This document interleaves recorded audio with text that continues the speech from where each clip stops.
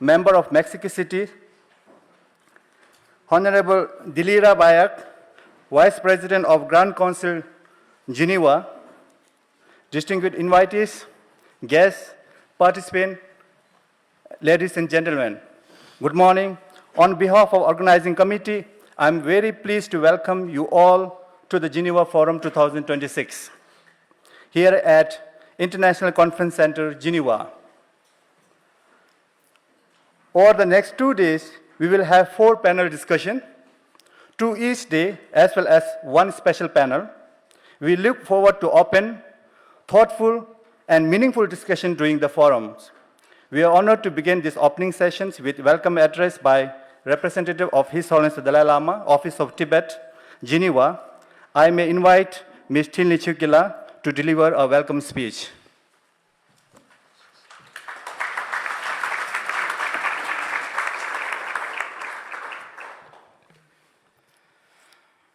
Paying my obeisance to His Holiness the Dalai Lama, distinguished guests, Your Excellencies, honorable parliamentarians, members from the Tibet support groups, mandate holders, UN staffers, representatives of international organizations, civil society, academia, and media, dear guests and friends.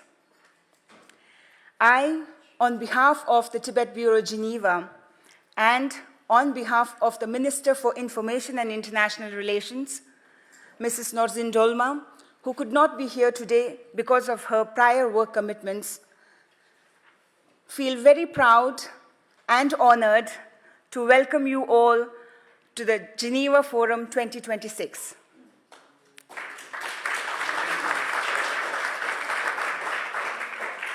As a host, I am deeply grateful for your presence here today and the commitment it represents. We gather in Geneva not because of a coincidence, but because of conviction. Geneva remains the international city for the international human rights. And what makes this forum even more powerful is because of the diversity of voices it represents and present here today in this room. We are honored to have participants today from 25 countries, from all the 7 continents, except, I think, Antarctica. So, you come from different walks of life, different political traditions, different legal systems, and different lived experiences. But what makes this gathering even more special is because you value the human rights, you value the global order, and more importantly, you share the solidarity of those who are affected by the human rights violations.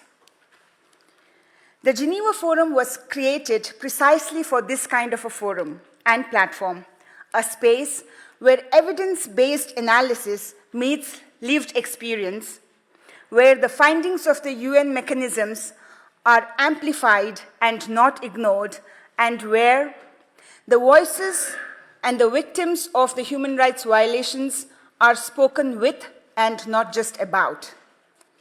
This year's forum takes place at a very critical moment because what we are witnessing today in regions under the People's Republic of China, including in Tibet, Uyghur and Mongolian region, is egregious human rights violations. We, as we speak today, are witnessing more than 1 million Tibetan children being subjected to forced residential schools. We, as we speak today, are witnessing more than 1 million Tibetans, Uyghurs being subjected to forced labor camps and concentration camps. We, as we speak today, are witnessing historic violations and silent annihilation of the Tibetan civilization. And at this juncture, it becomes even more important that we gather here today to talk on the theme of repression and resilience. Repression which seeks to silence, and resilience which endures through preservation of language, culture, and religion. And therefore, over the 2 days, as my colleague has very distinctly informed you, we will talk on uncovering the violations of human rights across the regions in China, and of course, in terms of transnational repression, how the violations are not just within the borders, but are also transgressing the international borders. We will also explore avenues on how international advocacy can be built and how we can ensure that the voices of the affected are heard. And to inaugurate this August gathering, as my colleague has very distinctly introduced, we have a very honorable and privileged inaugural panel, including, of course, Si Kyung, President of the Central Tibetan Administration, a longtime friend and strong advocate, Parliamentary Secretary State to the German Bundestag, Honorable Michael Brandt, a very strong advocate for human rights in Tibet and across China, Senator Pavel Fischer, from the host country, of course, and a member of the Swiss Parliamentary Group for Tibet, Parliamentarian Laurence. Another host person who is joining us today, the Vice President of the Geneva Canton, Madame Dilara Berak, and all the way from Mexico, Parliamentarian Paloma Ugarte, who brings renewed commitment to human rights and peace world over. Before I hand over to the privileged panel, may I take a time to acknowledge our donors and funders who have supported this forum and also who stood by Central Tibetan Administration through ups and downs.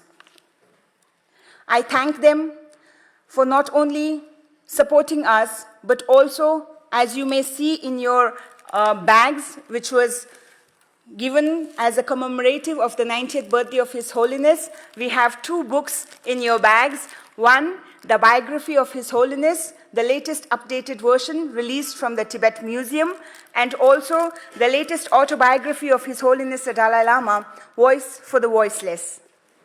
We also today have exhibition, both today and tomorrow, exhibition on 2 important matters. One, Mapping Tibet, and second, the biography of His Holiness the Dalai Lama.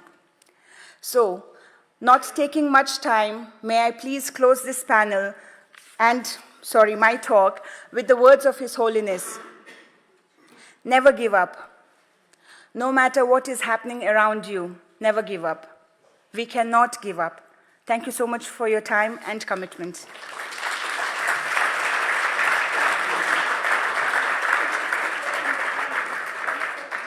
Thank you, Tili Chukila.